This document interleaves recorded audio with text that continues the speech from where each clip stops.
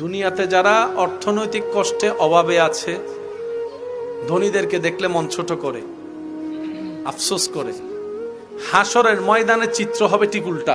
ধনীরা গরিবদেরকে দেখে আফসোস করবে, কেন যে আমি গরিব হলাম না, কেন যে আমি অর্থের ভিখারি হলাম না, কেন যে আমার সম্পত্তি না থাকতো, এটাই ভালো হতো। জগৎ জিজ্ঞেস করে কেন? কই দেখ, কোম্পানির মালিক এখনো হিসাব দিচ্ছে, দারোয়ান হিসাব দিয়ে 500 বছর আগে আল্লাহর রহমত নিয়ে জান্নাতে চলে গেছে। দুনিয়াতে ধনীরা খুশি, হাসরের ময়দানে গরিবরা খুশি।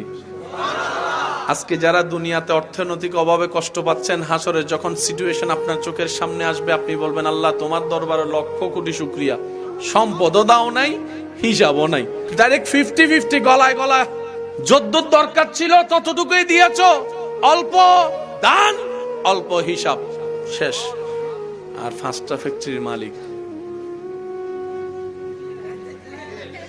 কথা কয় না। আর হাসরের ময়দান এত ভয়ানক কঠিন হবে, কষ্টের মাত্রা এমন পর্যায়ে পৌঁছাবে, মানুষ ভাববে জাহান্নাম হইলে জাহান্নাম অন্তত হাসর থেকে আগে বাচ্চা লই, এইরকম কঠিন হবে হাসর। সেদিন আল্লাহ জিজ্ঞেস করবে, কিরে গরিব, মন ছোট করছিলে না দুনিয়ায়, এখন কি মনে করস? গরিবটা সেদিন রবের দরবারে সিজদায় পড়ে বলবে, আল্লাহ তোমার দরবারে লক্ষ কোটি শুকরিয়া, তখন বুঝি নাই, এখন বুঝছি তুমি কত দয়া করছো, কত দয়া করছো, কত দয়া করছো। আপনাদের এলাকায় ছোট বাচ্চা মারা যায়, গেছে তো? মায়ের পেটে দুনিয়াতে আসার পরে একদিন পরে, এক সপ্তাহ পরে, 1 মাস পরে, 2 মাস পরে বাচ্চা মারা গেছে না? তখন আমাদের সমাজে একটা কথা বলে, আফসোস করে, আল্লাহ তুমি দিলাও কেন?